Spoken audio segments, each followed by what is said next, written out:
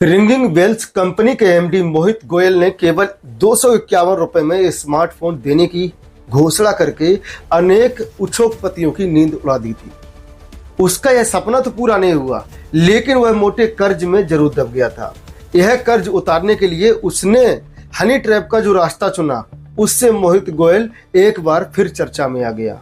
करीब 8.25 साल पहले फरवरी 2016 में मोहित गोयल अचानक सुर्खियों में आ गया था। कारण यह था कि मोहित ने फ्रीडम 251 नाम से दुनिया का सबसे सस्ता स्मार्टफोन बेचने का दावा किया था। इसके लिए उसने जो कंपनी बनाई थी उसका नाम था रिंगिंग बेल्स।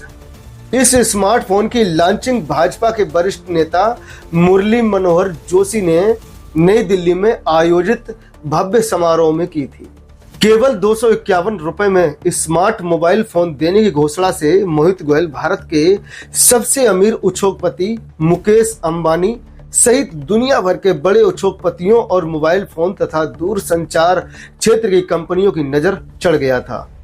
इतने कम दाम में स्मार्ट मोबाइल फोन बेचने की घोषणा से मोहित गोयल और उसकी कंपनी रिंगिंग बेल्स भारत के हर घर में उस समय चर्चा का विषय बन गई थी। अखबारों में पूरे पेज के विज्ञापन देकर 17 से 21 फरवरी 2016 तक फ्रीडम 251 स्मार्टफोन की ऑनलाइन बुकिंग की घोषणा की गई। इतने सस्ते दामों पर मोबाइल लेने वालों की होड़ में लगातार बुकिंग का इतना दबाव बढ़ा कि कंपनी की वेबसाइट ही क्रैश हो गई। उस समय करीब 7.5 करोड़ मोबाइल फोन की बुकिंग ऑनलाइन हुई। इस मोबाइल की लॉन्चिंग के समय कंपनी ने इसके सस्ता होने की गणित बताते हुए भले ही हर एक बुकिंग कर्ता को चरणबद्ध तरीके से फोन डिलीवर करने का वादा किया था, लेकिन कंपनी अपना यह वादा पूरा नहीं कर सकी। इसका सीधा सा कारण था कि दुनिया भर में सबसे सस्ते स्मार्टफोन की कीमत कम से कम उस समय 2000 रुपए से ज्यादा पड़ती थी। ऐसे में मोहित गोयल की रिंगिंग बेल्स कंपनी कब तक और कितना घाटा उठा सकती थी। कंपनी की जमा पूंजी भी कोई बहुत ज्यादा नहीं थी। बाद में मोहित गोयल पर कई तरह के आपराधिक मामले दर्ज हुए, उसे गिरफ्तार भी किया गया। अब उसी मोहित गोयल का एक घिनौना चेहरा सामने आया है। दिल्ली पुलिस ने 10 जून को गैंगरेप की शिकार एक महिला को उसके 2 साथियों सहित हनी ट्रैप में गिरफ्तार किया है। इस महिला के साथ पकड़े गए उसके साथियों में रिंगिंग बेल्स कंपनी का एमडी मोहित गोयल भी शामिल था। महिला और उसके दोनों साथी गैंगरेप के मामले में आरोपियों के परिजनों से सौदेबाजी कर 30 लाख रुपए लेते हुए रंगे हाथों पकड़े गए। आरोपियों के घर वाले इससे पहले पीड़ित महिला के कहने पर उसके साथियों को 1 करोड़ 10 लाख रुपए दे चुके थे। गैंगरेप की इस कहानी को जानने समझने के लिए हमें दिल्ली से करीब 75 किलोमीटर दूर भिवाड़ी से शुरुआत करनी होगी। हरियाणा की सीमा पर स्थित राजस्थान के जिला अलवर की औद्योगिक नगरी भिवाड़ी में इसी 5 मई को पुलिस को बाईपास स्थित एक होटल में एक महिला से सामूहिक दुष्कर्म होने की सूचना मिली। इस पर additional SP Pushpendra Singh Solanki, DSP Siddharth Sharma और फूलबाग थाना प्रभारी विक्रांत शर्मा मौके पर पहुंचे। वहां पुलिस को एक युवती नशे की हालत में मिली। पुलिस ने उसी दिन देर शाम महिला को सिविल अस्पताल ले जाकर उसका मेडिकल कराया। पुलिस इस होटल से कुछ लोगों को पकड़कर फूलबाग थाने ले गई, जहां उनसे पूछताछ की गई। दूसरे दिन तबीयत सुधरने पर पीड़ित महिला ने पुलिस को बताया कि वह दिल्ली के जनकपुरी इलाके की रहने वाली है और इवेंट मैनेजमेंट का काम करती है। उसने कुछ समय पहले दिल्ली के पीतमपुरा निवासी राकेश मंगल की पत्नी के जन्मदिन की पार्टी का इवेंट मैनेज किया था। इसी वजह से वह राकेश मंगल के संपर्क में थी। घटना से कुछ दिन पहले राकेश मंगल ने उसे बताया था कि राजस्थान के अलवर में उनकी एक कंपनी है। इस कंपनी में बड़ा इवेंट करना है। इस इवेंट की जिम्मेदारी संभालने के लिए राकेश ने उस महिला को राजी कर लिया था। राकेश मंगल 5 मई को महिला को अलवर स्थित अपनी कंपनी की साइट दिखाने और इवेंट के बारे में बताने के लिए कार में बैठाकर दिल्ली से अलवर के लिए ले जा रहा था। दिल्ली पार करके जब गुड़गांव भी निकल गया तो मन टटोलने के लिए राकेश ने उस महिला से चाय नाश्ते के बारे में पूछा। महिला ने सुबह से भूखा होने के कारण चाय नाश्ते की सहमति दे दी। इस पर राकेश मंगल ने कहा कि कुछ ही देर में भिवाड़ी आने वाला है, भिवाड़ी में कई अच्छे होटल हैं, वहां रुककर चाय वगैरह पिएंगे। राकेश मंगल ने भिवाड़ी में बाईपास स्थित एक होटल में चाय नाश्ते के लिए गाड़ी रोक दी। इस होटल में राकेश मंगल के 4 साथी पहले से ही मौजूद थे। इनमें राकेश के एक साथी विकास जिंदल ने होटल में पहले ही 3 कमरे बुक करा रखे थे। महिला को होटल में कमरे बुक होने का पता नहीं था। महिला ने पुलिस को बताया कि राकेश मंगल और उसके साथियों ने कोल्ड ड्रिंक में नशीला पदार्थ मिलाकर उसे पिला दिया, जिससे वह अचेत हो गई। इसके बाद 5 लोगों ने होटल के कमरे में उससे सामूहिक दुष्कर्म किया। बाद में होश आने पर पीड़ित महिला ने अपनी सहेली को मोबाइल से मैसेज और लोकेशन भेजकर मदद की गुहार की। पीड़िता की सहेली ने भिवाड़ी पुलिस से संपर्क करके मामले की जानकारी दी। इसके बाद पुलिस मौके पर पहुंच गई। गिरफ्तार हुए 5 आरोपी भिवाड़ी पुलिस ने महिला के बयान के आधार पर फूलबाग थाने में मामला दर्ज कर लिया। पुलिस ने महिला से सामूहिक दुष्कर्म के मामले में उसी दिन यानी 6 मई को 5 आरोपियों को गिरफ्तार कर लिया। इनमें से दिल्ली के प्रीतमपुरा निवासी राकेश मंगल, फ्रेंड्स इनक्लेव नागलोई के विष्णु बंसल, रामपुरा और लॉरेंस रोड के विकास जिंदल, रोहिणी निवासी संजय गर्ग और संदीप कौशिक शामिल थे। पुलिस ने 5 आरोपियों का भी मेडिकल कराया। ये 5 आरोपी आपस में दोस्त और संपन्न परिवारों से थे। पुलिस ने 5 आरोपियों को उसी दिन अलवर लाकर मजिस्ट्रेट के समक्ष पेश किया। मजिस्ट्रेट ने उन्हें 1 दिन के पुलिस रिमांड पर भेज दिया। रिमांड अवधि पूरी होने पर 7 मई को पुलिस ने 5 आरोपियों को भिवाड़ी के जुडिशियल मजिस्ट्रेट न्यायालय में पेश किया। मजिस्ट्रेट दीपिका सिंह ने 5 आरोपियों को न्यायिक अवरक्षा में किशनगढ़ बास उप कारागृह भेज दिया। दूसरी ओर पुलिस ने मजिस्ट्रेट के समक्ष पीड़ित महिला के धारा 164 के तहत बयान दर्ज करा दिए।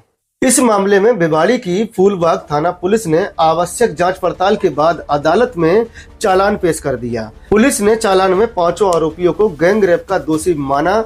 यह मामला अब अदालत में विचाराधीन है। देखा जाए तो इस कहानी को यहाँ खत्म हो जाना चाहिए था, लेकिन हाई प्रोफाइल मामले की कहानी का अभी केवल मध्यांतर ही हुआ है।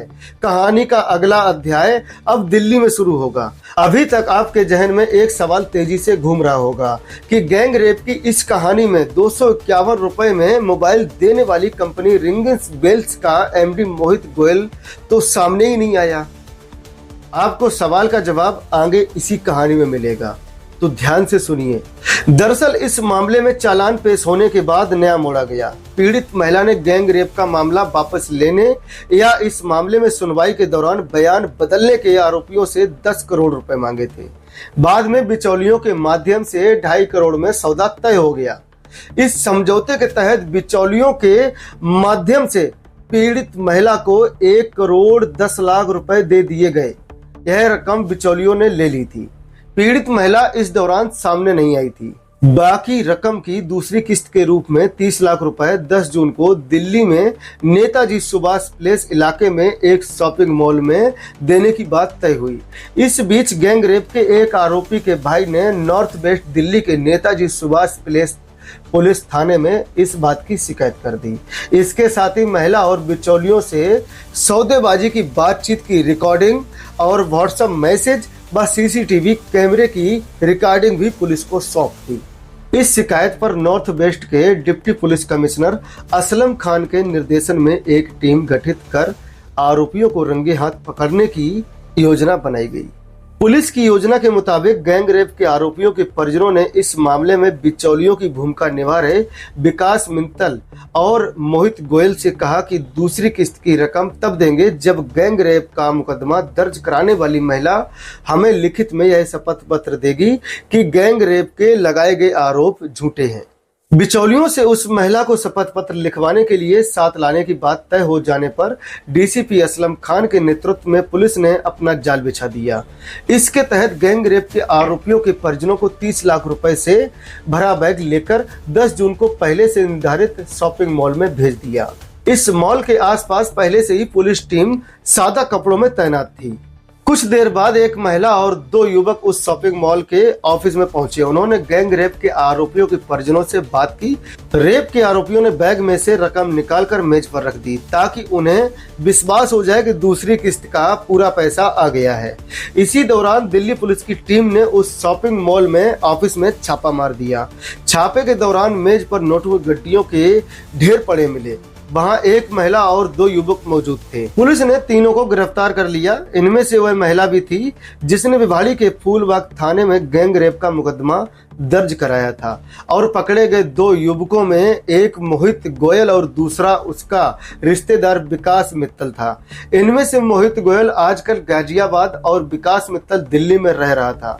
दिल्ली पुलिस जब महिला और उसके दोनों साथियों को पकड़कर ले जा रही थी तो गैंग रेप के आरोपियों के परिवारों की महिलाओं ने उस महिला की जमकर धुनाई कर दी।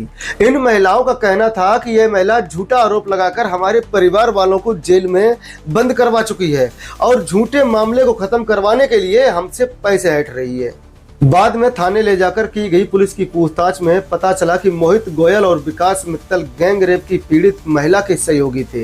ये दोनों युवक महिला की ओर से भिवाड़ी में दर्ज कराए गए गैंग रेप के मामले में आरोपियों के घर वालों से सौदेबाजी की रकम लेने उनके साथ दिल्ली आए थे।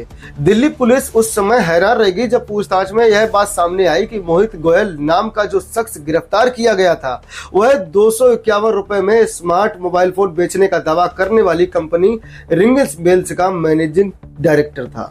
दिल्ली पुलिस की पूछताछ में सामने आया कि विकास मित्तल ने एक कारोबारी से कर्ज के रूप में करोड़ों रुपए ले रखे थे।